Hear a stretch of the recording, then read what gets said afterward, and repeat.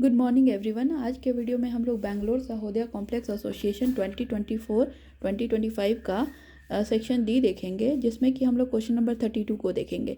यहाँ पे heights in centimetre दिया है। 140 से 145 के हाइट वाले 8 स्टूडेंट्स हैं, 145 से लेकर 50 तक के 12 स्टूडेंट्स हैं, 150 से 155 के 15 स्टूडेंट्स हैं, 155 से 160 के 10 स्टूडेंट्स हैं और 160 से लेकर 165 के 5 स्टूडेंट्स हैं। तो हमें find the median height and find the mean height निकालना है। तो सबसे पहले तो हम लोग क्लास इंटरवल को देखेंगे कि 140 to 145 के नंबर स्टूडेंट्स 8 है, 145 से 150 के 12 स्टूडेंट्स है, 150 से 155 के 15 स्टूडेंट्स है और 155 से 160 के बीच के टोटल 10 स्टूडेंट्स हैं, 160 से 165 के 5 स्टूडेंट्स हैं। अब हम लोग निकालेंगे एक्सआई। तो यहाँ पर हम लोग 145 plus 140 divided by 2 that is 142.5, फिर 150 प्लस 145 बाई 2 को करेंगे तो 147.5। Similarly 155 plus 150 by 2 that is 152.5, फिर 160 से 155 by 2 that is 157.5, again 165 plus 160 by 2 that is 162.5। अब हम लोग निकालेंगे डीआई। डीआई क्या होता है ना कि एक्सआई माइनस एज्यूम मीन। तो एज्यूम मीन हम लोग मिडिल वाले मीन को अप्रॉक्स ले लेते हैं। तो यहाँ पे 152.5 हमारा एज्यूम मीन है। तो 142.5 में से 152.5 को सब्सट्रैक्ट करेंगे तो -10 मिलेगा। अगेन 147.5 माइनस 152.5 को करेंगे तो -5 मिलेगा। अगेन 152.5 माइनस 152.5 करेंगे तो 0 मिलेगा। फिर से 157.5 माइनस 152.5 करेंगे तो 5 मिलेगा। फिर 162.5 माइनस 152.5 करेंगे तो 10 मिलेगा। तो डी आई हमारा कुछ इस तरह से मिलेगा। अब हम लोग F I into D I करेंगे। 8 into -10 that is -80, 12 into -5 that is -60, 15 into 0 that is 0, 10 into 5 that is 50, 5 into 10 that is 50। तो अब यहाँ पे हम लोग सिग्मा एफ आई निकालेंगे तो 50 मिलेगा और सिग्मा एफ आई डी आई अगर आप इन सबको ऐड करोगे तो -40 मिलेगा। ठीक है। अब हम लोग कुमुलेटिव फ्रीक्वेंसी निकालेंगे। कुमुलेटिव फ्रीक्वेंसी में क्या होता है ना कि जैसे 8 प्लस 2, पहले वाले का तो 8 होगा, सेकेंड वाले का 12 प्लस 8 दैट इज़ 20, थर्ड वाले का 20 प्लस 15 दैट इज़ 35, फिर 35 plus 10 that is 45, 45 plus 5 that is 50। ये हमारा कुमुलेटिव फ्रीक्वेंसी आएगा। ठीक है। अब हमें देखना है कि मीन कैसे निकाले। तो मीन के लिए होता है mean is equal to A plus sigma F I D I by sigma F I, where A is the assume mean और एज्यूम मीन को हमने 152.5 मान रखा है। तो 152.5 plus sigma F I D I is -40 are divided by sigma F I that is 50।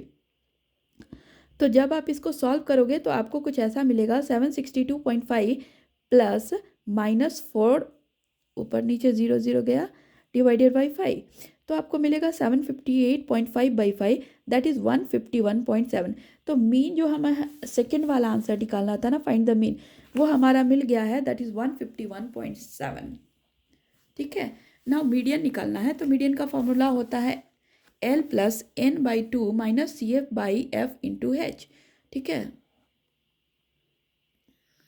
तो ठीक है, तो L हमारा लोअर लिमिट है। ठीक है।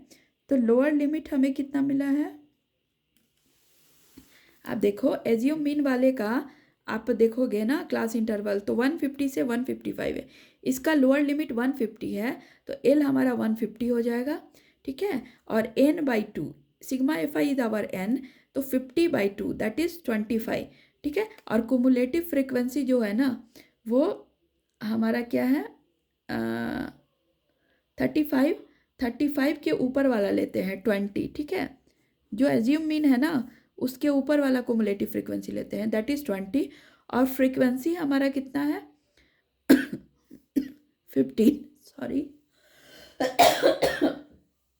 फ्रीक्वेंसी हमारा 15 है। तो आप इसको फॉर्मूले पे डालोगे तो मिलेगा क्या, median is equal to L plus n by 2 minus C F by F into H. तो एल हमारा 150 है plus n by 2 that is 25 minus cumulative frequency 20 by frequency हमारा 15 है इंटू एच। एच हमारा क्लास साइज है जो कि 145 minus 40 that is 5। यहाँ पे आप क्लास साइज देखोगे 5 का डिफरेंस आ रहा है, तो एच हमारा क्लास साइज है। ठीक है। जब आप इसको सॉल्व करोगे ना तो आपको कुछ ऐसा मिलेगा 150 प्लस 5/3, तो हमें मिलेगा 151.67। तो ये हमारा मीडियन था, ठीक है। नाउ इसका एक और पार्ट देखेंगे। Find the missing frequency in the following frequency distribution if it is known that the mean of the distribution is 56 and total frequency is 90, ठीक है। तो मीन बताया है कि 56 है और फ्रीक्वेंसी टोटल 90 है। तो आप फिर से देखो, क्लास इंटरवल 0 से लेकर 20 के frequency number of students that is frequency 16 है, ठीक है। 20 से 40 का x है, 40 से 60 का 25 है, 60 से 80 का 16 है, 80 से 100 का 20 है, 100 से 120 का 10 है। अब हम लोग मिड पॉइंट निकालेंगे, ठीक है। तो 20 minus 0/2 that is 10, 20 plus 0/2 that is 10, 40 plus 20/2 that is 30, again 60 plus 40/2 that is 50, 80 plus 60/2 that is 70, 100 plus 80/2 that is 90 and 120 plus 100/2 that is 110। अब हम FI/XI निकालेंगे। तो आप 10 इंटू 16 करोगे तो 160, 30 into x that is 30x, 25 into 50 that is 1250, 16 into 70 that is 1120, y into 90 that is 90y, 10 into 110 that is 1100, ठीक है। अब हमें यहाँ से सिग्मा हमें उन्होंने टोटल फ्रीक्वेंसी 90 दिया है ऑलरेडी क्वेश्चन में, टोटल फ्रीक्वेंसी इज 90 डिग्री, और यहाँ से हमें एक और फ्रीक्वेंसी मिलेगा sigma FI/XI is equal to 67 plus x plus Y equals to 90। तो आप इसको सॉल्व करोगे ना तो यहाँ पे देखो 67 प्लस x प्लस वाई 90 है, तो x प्लस वाई हमारा 23 होगा। इसको हमने इक्वेशन 2 माना है, और इक्वेशन 1 को हम लोग देखेंगे। सी हेयर, मीन उन्होंने 56 दिया है, और मीन हमें पता है sigma FI/XI by sigma FI होता है। तो सिग्मा FI/XI हमें मिला है, इन सबको ऐड करने के बाद 3630 प्लस 30x प्लस 90y, तो 56 equals to 3630 plus 30x plus 90y by 90। तो 56 into 90 is equal to 3630 plus 30x plus 90y, तो हमें मिलेगा 5040 equals to 3630 plus 30x plus 90y। तो हमें यहाँ से मिलेगा 5040 इज इक्वल टू 30 कॉमन निकाले हैं into 121 plus x plus 3y, sorry. तो यहाँ से हमें मिलेगा 5040 by 30 equals x plus 3y plus 121। तो यहाँ से 168 is equal to x plus 3y plus 121, और जब आप इसको सब्सट्रैक्ट करोगे तो मिलेगा 47 plus 47 equals to x plus 3y। तो ये हमारा इक्वेशन 1 है। अब आप इक्वेशन 1 और इक्वेशन 2 दोनों को, इक्वेशन 2 को इक्वेशन 1 से सब्सट्रैक्ट करोगे ना तो आपको यहाँ पे ऐसा मिलेगा x plus 3y equals to 47 यहाँ से, और second equation x plus Y equals to 23। Subtract करेंगे तो हमें y का वैल्यू 12 मिलेगा, और x का वैल्यू हम लोग पुट करके निकाल लेंगे। x is equal to 23 minus 1, ठीक है। इस इक्वेशन में पुट कर देंगे तो x equals to 23 minus Y मिलेगा, तो x का वैल्यू 11 आ जाएगा। तो यहाँ से हमें x और y उन्होंने पूछा था, तो हमें x और y का वैल्यू मिल गया है। क्वेश्चन नंबर 33 देखेंगे। क्वेश्चन नंबर 33 में इन्होंने पूछा है कि from the top of a 7 metre high building, angle of deviation of the top of the cable tower is 60 degree and angle of depression of its foot is 45 degree. Draw a neat level diagram for the given situation and determine the height of the tower. तो यहाँ पे देखो हमारा CE एक tower है और AB एक building है। AB जो बिल्डिंग है वहाँ पर A पॉइंट से एंगल ऑफ एलिवेशन 60 डिग्री का हो जा रहा है टॉप ऑफ द टावर का, और बॉटम ऑफ द टावर का एंगल ऑफ डिप्रेशन 45 डिग्री हो जा रहा है। तो आप यहाँ पर देखोगे AD is parallel to BC and AC is a transversal, so angle DAC is equal to angle ACB। तो हमने ACB एंगल को 45 डिग्री लिखा है, ठीक है। अब देखो, let AB be the building, ठीक है, and CE be the cable tower in triangle ABC। अब देखो एंगल ट्रायंगल ABC में sine theta is equal to AB by AC होता है, ठीक है। और साइन 45 हमारा क्या है, sine 45 is equal to AB by AC। AB हमें 7 मीटर दिया है ऑलरेडी, तो AC हम लोग यहाँ से फाइंड आउट करेंगे। साइन 45 का 1/√2 होता है, 1/√2 is equal to 7 by AC। तो AC हमें 7√2 मीटर मिल गया है। तो AC हमें 7√2 मीटर मिला है, ठीक है। अब यहाँ से देखो इन triangle A B C again, ठीक है, in triangle A B C tan theta is equal to A B by B C, ठीक है, पी बाई बी, और tan 45 is equal to 7 by B C. तो बी सी हमें यहाँ पर भी tan 45 का वैल्यू 1 होता है, तो बी सी अगेन हमें 7 मीटर मिला, मतलब A B is equal to B C is equal to 7 metre. Now B C is equal to A D is equal to 7 metre, क्योंकि ये देखो B C A B A D के इक्वल होगा और A B again D C के इक्वल हो जाएगा, ठीक है।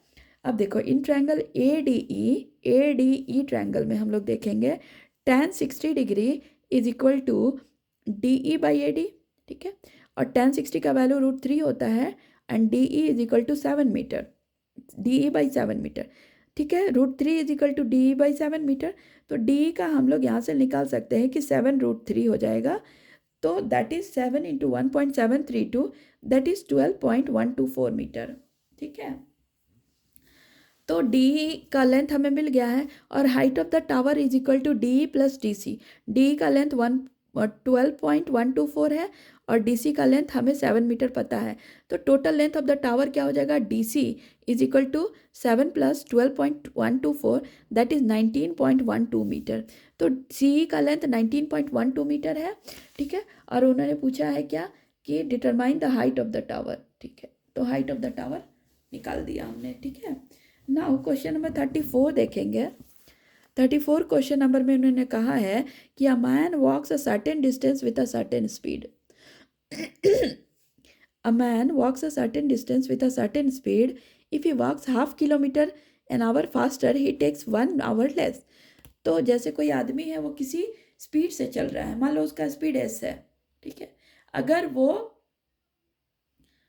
Half kilometre per our speed बढ़ा देगा, मतलब स्पीड 0.5 किलोमीटर पर आवर बढ़ जाएगा, तो उसको 1 आवर टाइम कम लगेगा, ठीक है। तो देखो पहले इस इक्वेशन को समझो, distance is equal to speed into time, ठीक है, distance is equal to S into T, और यहाँ पे इन्होंने डिस्टेंस को कांस्टेंट रखा है, ठीक है। देखिए यहाँ पे क्वेश्चन में a man walks certain distance with certain speed, if he walks half kilometre an hour faster he takes 1 hour less, but if he walks 1 kilometre per hour slower he takes 3 hour more. तो find the distance covered by the man. तो distance निकालना है, तो distance यहाँ constant है, तो देखो speed पहले जो था अब plus 1/2 kilometre per our speed बढ़ गया है, तो टाइम जो पहले था उसमें से 1 आवर कम हो गया है टाइम, ठीक है। तो यहाँ से स्पीड इंटू टाइम हमें क्या मिला, डिस्टेंस मिला, तो ये इक्वेशन में हमें क्या मिला, डिस्टेंस, और डिस्टेंस हमें स्पीड इंटू टाइम पता है, मतलब ओरिजिनल स्पीड इंटू टाइम हमारा और अभी जो स्पीड इंटू टाइम है दोनों सेम होगा, क्योंकि डिस्टेंस दोनों का सेम होगा। अब आप इसको सॉल्व करोगे तो S into T minus S plus T by 2 minus 1/2 होगा equals to S by T. S T से एस टी गया, मतलब इक्वेशन बना क्या, यहाँ से देखो 2 एलसीएम ले लेंगे तो क्या बन जाएगा, -2s plus T minus 1 divided by 2, 2 को RHS में ले जाएंगे तो वो 0 हो जाएगा, तो हमें कुछ ऐसा इक्वेशन मिलेगा t -2s - 1, ये एक इक्वेशन मिला। सेकेंड देखो क्या है, but if he walks 1 kilometre an hour slower he takes 3 hour more. अगर उसका स्पीड 1 किलोमीटर पर आवर कम हो जाएगा तो उसको 3 आवर्स ज़्यादा लगेगा। तो देखो स्पीड पहले जो था एस टी, मतलब डिस्टेंस निकालेंगे एस इंटू टी, स्पीड में से 1 किलोमीटर पर आवर स्पीड कम हो गया, मतलब एस -1, तो टाइम 3 आवर बढ़ गया, मतलब टी प्लस 3, ठीक है, is equal to S into T original वाला। अब इसको सॉल्व करोगे तो क्या मिलेगा, S T plus 3s minus T minus 3 equals to S T गया, minus T plus 3s minus 3 equals to 0, equation 2 है। दोनों इक्वेशन को जब ऐड करेंगे ना तो कुछ हमें ऐसा मिलेगा, t -2s - 1 equals to 0, minus T plus 3s minus 3 equals to 0, that is s -4 is equal to 0। तो s हमारा 4 किलोमीटर पर आवर हो जाएगा, ठीक है। स्पीड हमने निकाल दिया है, हमें क्वेश्चन में पूछ रहा है क्या, find the distance covered by the man and original rate of walking. तो ओरिजिनल रेट हमें मिल गया है 4 किलोमीटर पर आवर, और उन्होंने पूछा है फाइंड द डिस्टेंस। तो देखो पहले तो डिस्टेंस के लिए हम लोग टी का वैल्यू निकालेंगे, putting the value of S equation 1। तो इक्वेशन 1 में जब हम एस का वैल्यू डालेंगे तो टी इंटू -2 इंटू 4-1, तो यहाँ से टी हमें 9 आवर मिलेगा। अब हमें स्पीड मिल गया है, टाइम मिल गया, तो डिस्टेंस एस इंटू 2 करेंगे, एस इंटू टी, तो हमें 4 इंटू 9 दैट इज 36 किलोमीटर मिल जाएगा। ठीक है, नाउ क्वेश्चन नंबर 35 देखेंगे। If P is an external point of a circle having center O, then prove that the length of the tangents PQ and PR are drawn to a circle are equal. Also prove that OP is the bisector of angle ROQ.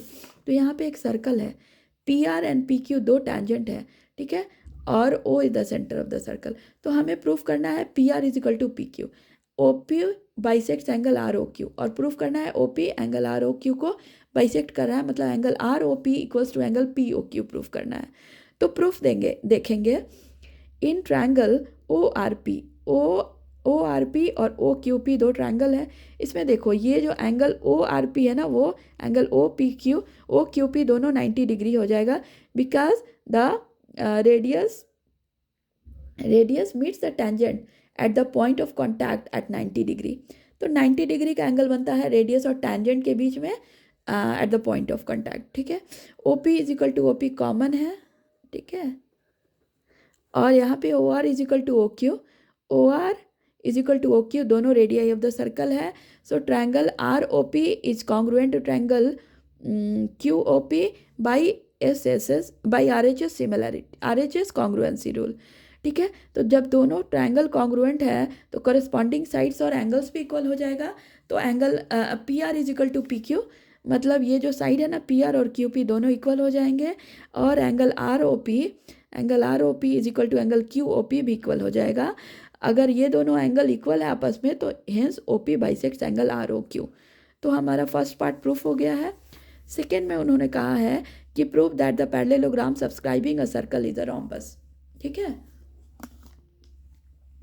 Prove that a parallelogram subscribing a circle is a rhombus. तो देखो इसके लिए हम लोग क्या करेंगे ना, एक सर्कल ड्रॉ करेंगे और एक पैरेललोग्राम ड्रॉ करेंगे जो सर्कल को सर्कमस्क्राइब करे। अब यहाँ पर आप देखो, जब आप इस तरह से ड्रॉ करोगे ना AB BC CD and DA side, जो कि सर्कल को S P Q और R पॉइंट पर टच कर रहा है, तो देखो यहाँ पे BP is equal to BQ हो जाएगा, tangents from point B is equal.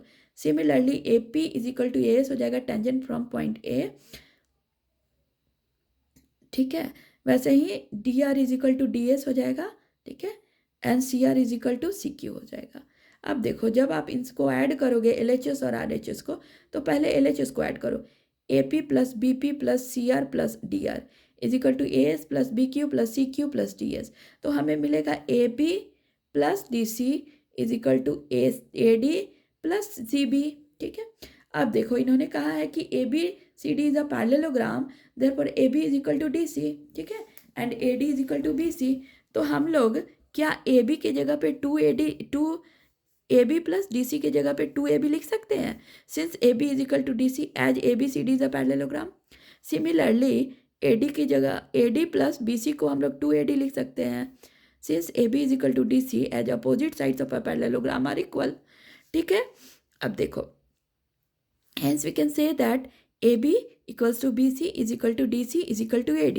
All sides are equal and opposite sides are, all sides are equal and opposite sides is parallel. Opposite sides are parallel. All sides equal and opposite sides are parallel. Therefore ABCD is a rhombus as all its sides are equal and opposite sides are parallel. ठीक है, तो यही हमें proof करना था और हमने इस पार्ट को प्रूफ कर दिया है। सो हमने पार्ट D इस सेक्शन में कंप्लीट किया, सेक्शन D को ख़त्म किया है। नेक्स्ट वीडियो में मैं सेक्शन E को लेकर आऊँगी। तब तक आप हमारे चैनल पे बने रहिए और हमारे वीडियो को लाइक शेयर एंड सब्सक्राइब करें। Thank you so much.